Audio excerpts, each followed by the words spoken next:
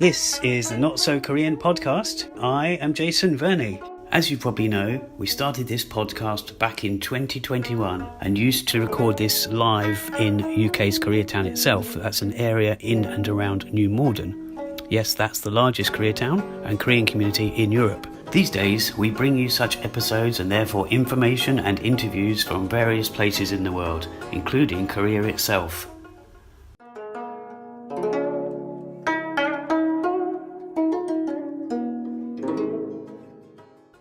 So this little episode, sort of on the fly, on a hill in Korea, in the city of Daegu, is about, yes, you've guessed it, Daegu. Now, Daegu, by some people who live in Seoul, Seoulites,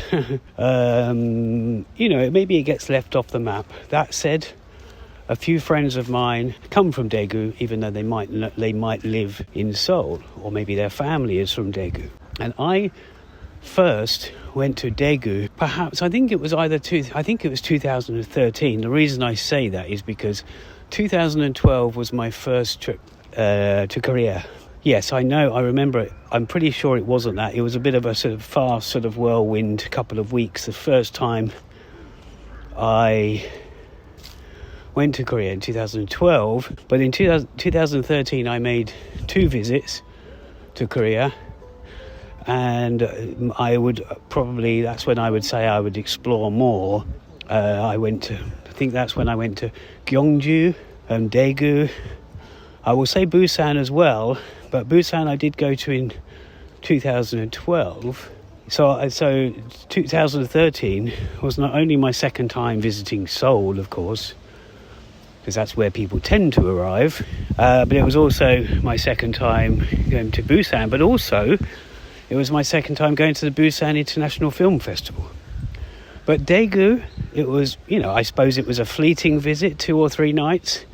I don't remember too much about it. I've got some photos. I think there was a tea festival that I stumbled across, and I've got some footage and photos from that. And I thought that was actually Gyeongju, but thinking about it, Gyeongju has all the Shilla Kingdom sort of mounds and hills and sort of burial grounds.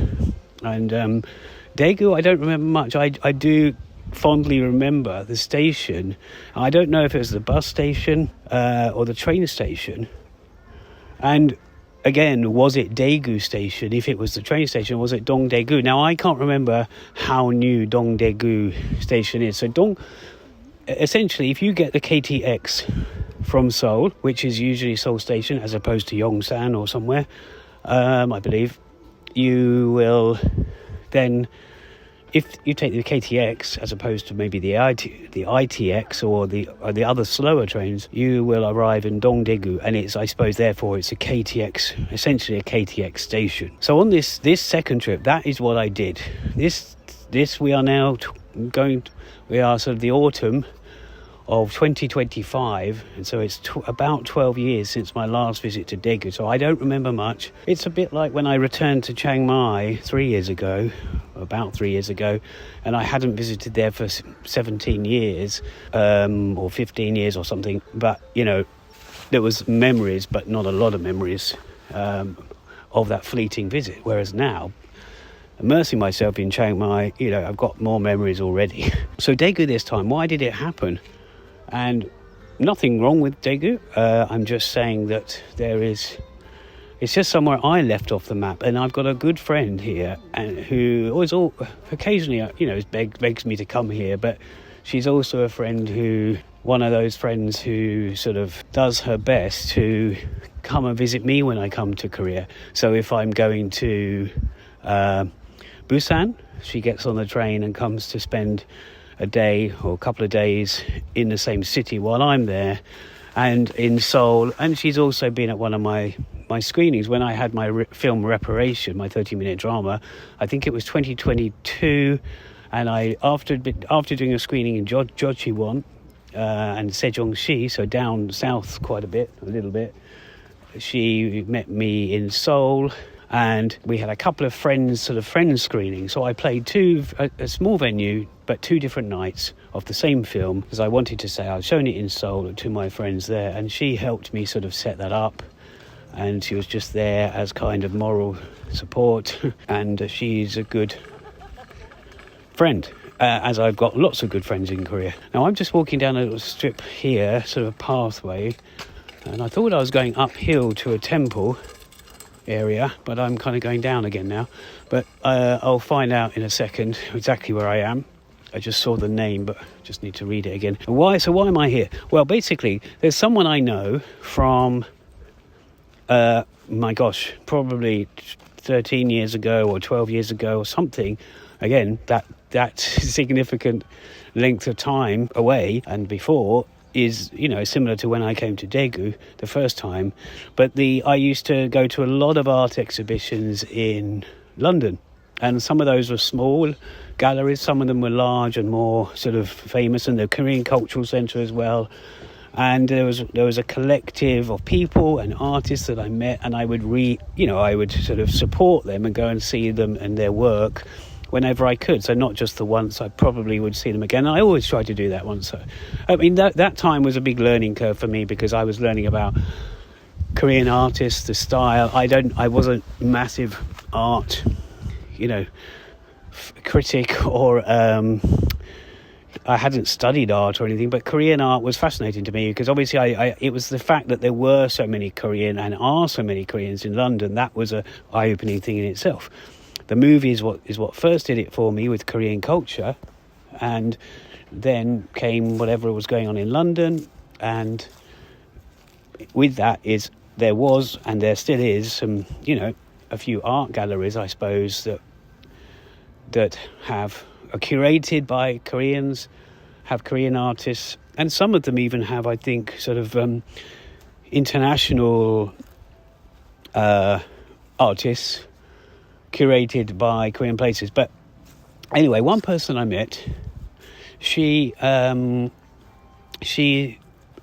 sometime around that time, she also set up the 10AAA, so I think it's Alpha Art Association, and there was somebody I knew at the KCC who was always also an artist and involved with arts, therefore, and she was one of these many artists that I was kind of following and supporting, I suppose.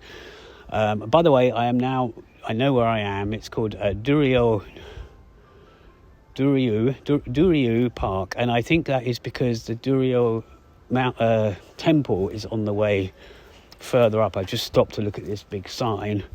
There is a big tower that I'm quite near to here in Daegu. Now, so if you know Daegu, and it is a massive place. If you know, there's sort of what they call, I think it's called the 83 Tower, but it's a tower which I have not been to yet. I've got less than 24 hours left here. In fact, I've probably got about 12 hours left, because I had to book an earlier train to get back to Seoul. But that's me being a bit slow booking my KTX, and they do sell out fast. So I've had to take a really early one tomorrow, earlier than I wanted to get to Seoul. But what I was going to say was, I'm going to wander that way. I might not get that far. Got my laptop on my arm and a little bag that my friend, who's Hmong, she's from Hmong tribe in Chiang Mai, has made me, and it's a really cute little bag that I'm happy to say is now having its first Korean experience. Bringing some sort of Hmong Thai-ness into Korea. Not the first person to do that, I'm sure, but so I'm walking towards this temple area. I don't know what I'm going to find, but when I came this particular time, so bring us back to that person I was talking about, the curator. Yovi Song is her name, although she's got more than one name, really. And I realised on her social media posts, she was posting about the photo biennale in Daegu. But I also noticed that good friend that I mentioned earlier, that other friend, she was also not promoting so much, I suppose, but showing that she was working there. And I thought, I've got two friends in Daegu. Because this curator, she does also work with London as well, but she's based quite a lot of the time in Korea and Daegu. And so I suddenly realised I've got 2 friends down here. There's another person I wanted to meet, but that hasn't happened. She's a filmmaker, a Korean filmmaker who I met who I've seen her film once or twice, a couple of times at the Busan International Film Festival. But anyway, so I was trying to decide what to do with my time. This is a very short visit in Korea, about 9 days, 9 nights, let's say, about 10 days. And I'll tell you a bit more why I was here, but you'll probably, some of you might know that. But the main reason to be in Korea, I'll mention towards the end. So Daegu, I have 3 days or so left before I have to go back to Chiang Mai, which is now kind of my base for at least half of the year, much of the year.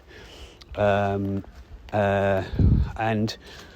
I've kind of been on this, I've been here 2 nights, and I've been on this sort of roller coaster, not literally, roller coaster ride of meals, meeting artists. Had a lovely Indian meal last night, but a lot of different, artist friends and locations that perhaps I wouldn't have known about. And I have to thank these people for this, because I was unsure if I should come to Daegu. I was thinking of going to somewhere like Gangwon. I've got a sort of a new interest now in Gangwon-do area, and I want to do a bit of research there for a film I'm writing, and I want to go there. So I was going to go to Sokcho, and a place that I thought, and also the other thing is, when you come to, and I'm going to do an episode, I think, about accommodation in Korea, but if you spend a night or 2 or 3 or however many in Seoul, you can go outside to Busan or here in Daegu or Sokcho or all these places and probably get double the size of the room for your money, the space, and you just get genuinely better value for money, I would say, outside of Seoul. And even if you class Gyeonggi-do, which is kind of part of the outskirts of Seoul, you're going to get better value. But I just think that if I'm going to spend that money, but bear in mind I already had 6 nights in Seoul, 3 of those taken up by the certain event which I'll mention towards the end. I just thought, let's do it. Let's go and meet them. Let's see my friend who's always making an effort for me when I come to Korea, and also tie it in with this person who is involved with the same huge event at the Daegu Arts Centre. I'll put a link in the description of this probably, but by the time this airs, the exhibition might be sort of over. But I'm just really, this is not necessarily to promote that. This is to say how I'm thinking about Daegu on this second visit. And a few things to note. I think the last time I came, I took 1 or 2 buses, if that, to get places. I didn't take metros, but I have on this trip once or twice. I've been to sort of the central, what some people compare it to like Oxford Street, London, but of course it's nothing like that in so many ways. But also it is the centre. Jongdong now, I don't want to say it wrong, but Jongdang no. And I went to the Daegu Museum. There's a lot of politics. Daegu's known for being, some ways, more conservative. Its involvement with the Korean War was not so much. It was a different involvement to, other parts of Korea or certain other areas of Korea.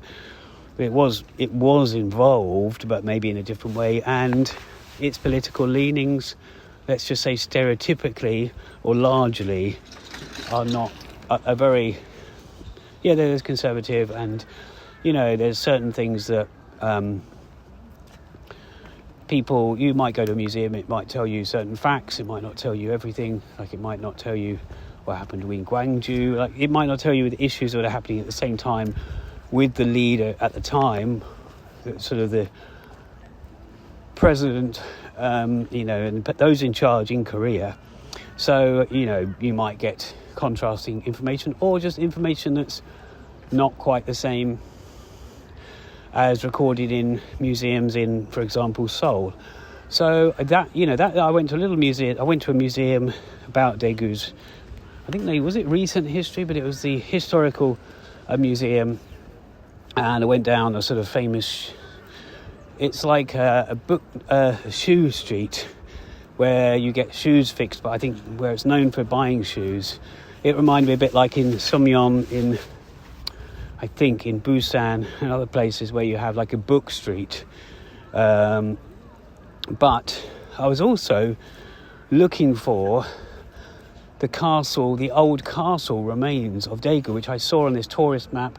So they do get quite a few tourists coming here.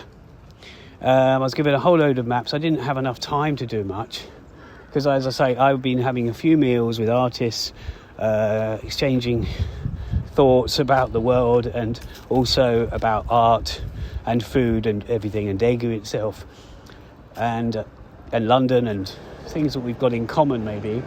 So I what am I trying to say? Basically, I went to that centre area, and while I was there, of course, me being sort of keen and passionate about tragedies, disasters in Korea, I had to this time check out, seeing as this time I was using the metro system as opposed to walking, buses, taxis, whatever it might have been the first time, I had to check out the 218, so the 18th of February, this was a few decades ago, there was a metro, so a tube, we would say tube in the UK, but a metro carriage station fire which killed almost 200 individuals. So I went there and I just spent a bit of time there documenting it and just thinking and just wondering about it. And so that was some of my time that day spent there. But this time, Daegu, I've been taxied around, not in a taxi, although I might be taking a taxi tonight, to another art fair on my last sort of hour or so of this evening before I go for a meal with my friend. But I haven't, I've been when I say taxied about, I've been having lifts with these good friends, and maybe I'm going to remember this city more this time, even though it's only a total of 3 nights, and I've only done 2 nights so far.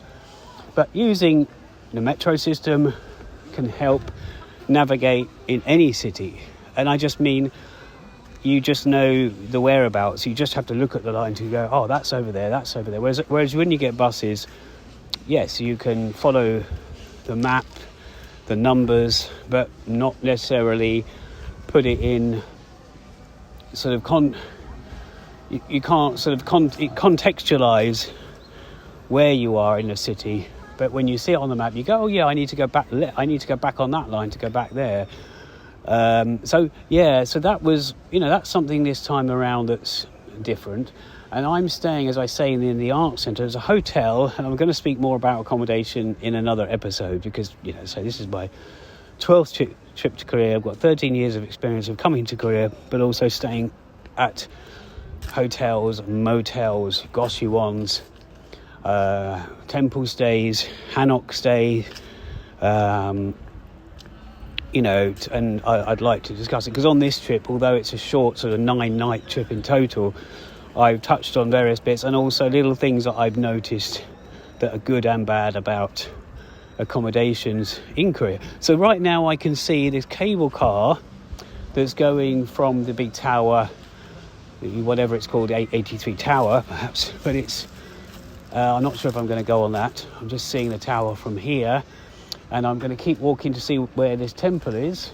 It looks like I'm still aiming towards it because there's a crowd of people walking. It's a Saturday, by the way, and so Sunday evening, about 27 hours from now, I'll be getting my flight back to Chiang Mai, Thailand.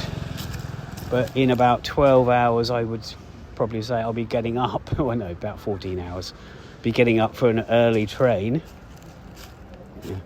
And leaving Daegu. But this time, I've spoken to the people that one of these friends of mine, she's from Daegu. One of the other friend, less so, but she's based here for a long time, really. So she knows quite a bit about Daegu, and also the art scene. And even I was looking at seeing the Korean film, which I'm probably now going to catch in Seoul before I get my flight tomorrow, is The World of Love. Now, There's a director called... It's doing the rounds in Korea. It's a great Korean film, apparently, and I'm saying apparently because I think it will be great. But the director, she made The World of Us. She also made a short called Sprout. She's made another follow-up to The World of Us, or the other way around. I forget which way around it was. And I want to see that while I'm in Korea. Sure, there's also Park Chan-wook's film I haven't seen, but I know I would catch that somewhere else. And I'd rather see this other one, which is more indie. I'd probably still class as indie in Seoul, tomorrow when I go back. Because as I'm getting this crazily early train, or earlier than I wanted, I might as well try to do it there before I get my flight. So, sorry, back to Daegu. So now I'm standing over a sort of a big amphitheatre area, which not quite looks down from the tower, but I'm sure if you stand in the middle of that, you can see the tower. I'm going to keep walking now while I talk a bit more about Daegu, but not too much, from this second experience. I'm never meant to leave it off the map, Daegu. Maybe I didn't have great fond memories, but I do. My memories of somewhere going on a second visit can always be, of course, they can be enhanced. The first visit is, well, it depends. If you base yourself somewhere for a month, you might have brilliant memories. And if you base yourself for a couple of days and then do it again the following year, that's when it's going to have more effect. So, yeah, it's been a strange trip. So I'll probably, Daegu now, I'm walking down here. It's a lovely... The other advantage of coming down south and not quite as far as Busan, which is what I often do, and definitely not Jeju this time. I haven't got time. I often come to Korea for a month and a half or a month. This time it's 9-10 days. Haven't really had time to think. Carrying my laptop now, and even now I've not really sat down and done much work on it because, there's things to do. But on the flip side, when I stayed in Busan for about 4 weeks last year, I felt like I had time on my hands, and I hadn't really properly put in motion that, believe it or not, that Sewol Ferry full-length documentary that I've made. Even a year ago, it was only a couple of segments, and I think around this time of year I really hadn't thought about it. And I think maybe in my last week of Busan I suddenly thought, oh, that's how I can do it. And so I've realized now when I come to Korea, I want to be on the move actually, but I also want to be exploring new places, which makes sense, and completely different places I've been to before. Of course, probably going to one of the places or two that I've been to before, like obviously Seoul, maybe Jeju, but it all depends on opportunities as well, because there's potential to collaborate with artists. I'm a filmmaker and video artist myself, and podcaster, so I do interviews about Korea, interview people, and each trip of mine is different. Sometimes I'm feeling it, sometimes I'm not, and I put some of that down to, and I might have mentioned this in a previous podcast, I put that down also to liking and feeling at home in Chiang Mai, Thailand. The longer I stay there, the longer I don't want to leave. And I don't mean, oh wow, it's an amazing place. I'm trying to make it my home. Whereas when I come to Korea from England, and I'm not going via Thailand or any other country like Vietnam. Vietnam I was in recently, loved Hanoi, hadn't been there for about 15 years. When I come from England, let's just say, and I go to Korea first. So that is the buzz. That is the thing, because I'm on my way to... Sometimes it's that way around. I'm on my way to Thailand or wherever, and therefore, leaving England, coming to any country, and especially Korea, where I've got lots of friends, people I know, and things I want to catch, places I want to see, etc. Then, of course, I'm not... Once I get back to Thailand and settled into the place I want to be my home, I will also say this, what's been on my mind, especially on this short trip, there's various things that have come up in conversation, not just Daegu, but in Seoul as well. If I have a project here and someone was commissioning me to do some work, or we were collaborating in some way, I would be happy to stay in a city like this for 2 weeks or a month, because to me, That's all part of it, and especially if you have some kind of sponsorship or reason or accommodation helped, subsidized or whatever. Of course you want to use that, you want to immerse yourself. So I suppose, I haven't spoke too much about Daegu itself, so I haven't seen too much in the last 48 hours, but I have seen, the memorial I mentioned, that train system. I've heard there's also the metro company has changed its name, or that particular station. I don't know what they, I can't remember what they were saying now, but it's changed its name, and that's obviously probably to distance itself from what happened all those years ago. And that it makes sense, really. And I don't know. I mean, maybe I'll have more insight on Daegu on my third trip, whenever that is. But let's just rewind a bit. And the beginning of this trip was the sole reason in Seoul to come to Korea. This time was that my film had been officially selected by the Seoul Whistler Film Festival. They're a film festival that do brilliant work. I've helped out with them before in the past, and kind of judge, jury. But because they do films, they select films that are to do with human rights and hope and the fight for justice and all kinds of stuff like that.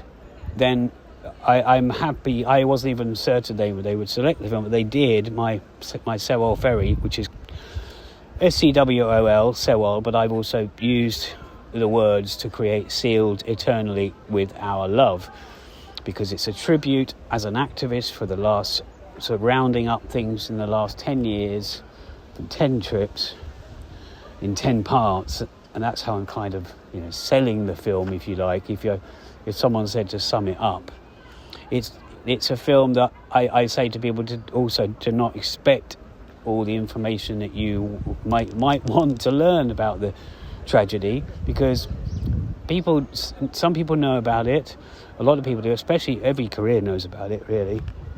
And there's been plenty of films made about it, mostly Korean ones, but not just.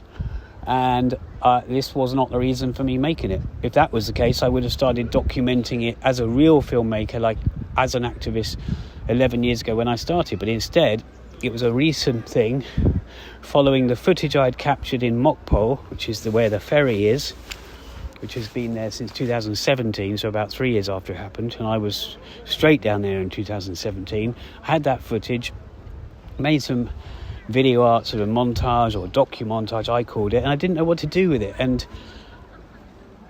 things evolved over the last few months, and I thought, wait a minute, there's a story here. There's 10 stories actually, if you include that, and an epilogue and an introduction. There's 10 stories that I have that relate to the Sewol Ferry. I've got more than 10 stories, but 10 significant parts. It's a 10-tale tribute. So I'm walking around this amphitheatre bit now, by the way, because I want to get a photo once I finish this episode, so I might not walk to the temple anymore. Such a lovely day, and I don't know if I mentioned this, I started to mention it, but Seoul has been icy cold. Well, I don't know if it's icy, but it definitely felt like that. 1 or 2 days while I was there, it went right down, and now I've come down south, and it was a little bit cold my first night, but today it's really proper autumnal, almost spring-like, beautiful, and we're already creeping towards the evening, but it's lovely.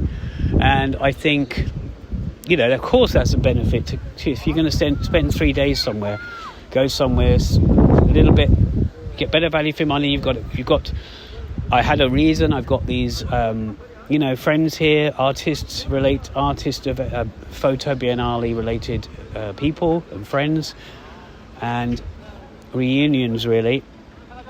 And so back to the Seoul Whistler Film Festival was the reason I came over. Then I was going to go. This is the reason I stayed in Seoul for another 3 nights, and that is because the Itaewon Memorial of the terrible crush incident disaster that happened 3 years ago was having its memorial, of course, on the date that it happened. It did have another memorial on the Saturday before, it had various memorials, but there was the one on the 29th, on the official date. I wanted to be there. I also put my name forward to do a speech because last year I met. If you see my Ferry film, you will see that it covers briefly the Itaewon incident situation, and you'll see that I was there last year for the memorial, but I didn't do a speech or anything. Got to know this person, one of the family members of one of the children, a person who lost their lives, and so I didn't want to go out of Seoul after the film festival, just for a couple of nights and rush back to Seoul for that. So I stayed in Seoul, but I made good value time by meeting friends. One of my Korean friends who I know from Chiang Mai, I've met her on a couple of her trips while I've been there, or while we've both been out and come back, and then I finally met her in Seoul. It's a bit like coming to Daegu and finally meeting the long-term Daegu friend, and having never actually met in her city before, only London and Busan and Seoul really. that's enough. But yeah, so but it's been interesting. Those three days of the film festival was good. The accommodation was certain thing, and then I moved to another particular area, which I'm going to cover that in another episode, as I say, about accommodation. And I think I'm also going to do a sort of an episode, a bit more detail about those 6 days in Seoul and a random meeting with somebody and some other things, and also some more information about this Daegu trip, because there's other stuff I can say, but it's not really necessarily. There's a couple of things that happen in Daegu here that I don't really need to mention on this particular return to Daegu kind of podcast. So that's it. I've really been the last 2 days, and even today and tonight, I'm kind of what Yovi and my other friend has been saying. I'm a V.I.P here. They've been taking me everywhere, I've been meeting people. I've been sort of labelling myself, instead of a very important person, I said, no, I'm a Verney important person. So less of the very. So Daegu, it's a great place. Lots of older people in certain areas. Of course, there's mixed. It's a city like anywhere else, but near the art centre, a lot of old people around there. That's because, I suppose some of it is they can get into the art space for free as a senior citizen, or OAP, as we might say in our country. And also there's some great woodland and a great sort of lake with this old style house on the river. Looks old. It's only about 30 years old apparently, which I learnt when I inquired about it. So that's it. Just some thoughts on Daegu. And I wasn't sure if I was going to come here, if I was going to stay for 2 nights or 3. It's going to be 3. Maybe it should have been 2 and I just head up to Seoul tonight. But I've got a place here. But I should just end with this actually as well. But booking different accommodations is a nightmare in itself sometimes. It's fun to look for somewhere, but when you think you've got 1 night left, let's book somewhere in Seoul. It's like you got to trudge back up there, go to the place. It could be a brilliant place. It could be an average place. You've got to then find it, put your bags down, and repack and unpack, and you might as well keep it all in the place where you currently are, make this the 3rd night, and just go from there. Sure, I might go to the cinema. I might lug my baggage around tomorrow before I get my flight, but it does mean that I haven't had to mess about with that extra night. And also that was the reason why when I left Chiang Mai, I left purposely around about midnight on the Thursday. So let's say the Thursday night, the very early Friday morning, last week, because not necessarily to save a night's accommodation, but it did make sense because the festival were kind of sorting me out with 3 nights accommodation. And I didn't want to think, right, let's have one night first to get... I did think that, I could get settled. I did think about coming a couple of days early, but again, making use of my visa in Thailand as well, and the rent. I'm paying my rent there. Make the most of what I'm doing, my time there. And friends I've got there. And so I left, and I arrived, as I say, the morning of the Friday, which meant my accommodation would be waiting for me come sort of the afternoon, so I didn't have to sort of, book somewhere, stay for one night, then move out again and stay for 3 nights somewhere else. So that's what I've done both ends of this trip, really. But Daegu, it's also worth it, because if I go for a meal with my friend tonight, perhaps, and we don't finish till 10 or 11, I'm not going to get the train back that late. But I will have to get up early, so that's the price I'm paying now for not booking my train in advance. As in, even earlier today would have been better, or even yesterday. Trains do fill up fast in Korea, especially the KTX. Actually, I think some of the others do as well, but yeah, the service in Korea for trains is brilliant. And compared to the UK, you can't cancel a ticket in the UK. You can get a refund here, and there might be a small, tiny percentage penalty, like 1 or 3%. But you can't, even in England, when you buy a ticket, generally, because it's privatised in the UK, the railway system, you basically, you lose your money. If you can't go, if you can't travel, if you miss your train. Whereas here, they're flexible. If I miss my train, I am a bit messed up, let's say, because the next one is much later unless there's a cancellation, but I'm going to be up early, get that train. Okay, that's it. That's reporting from Daegu. I'm liking it here. It would take me a lot longer to get used to Daegu. There's so much I haven't seen, and there's a lot that I almost saw as a tourist, like in the tourist maps. There's a lot of places I almost did, but 2.5 days so far, only 48 hours, with all these other things and meals and meetings and art exhibitions and memorial even. I just haven't been able to fit it all in, and I didn't want to rush. Okay, that's it. I'm going to leave you with the words that we've been saying for years since this podcast started, and 안녕히 계세요.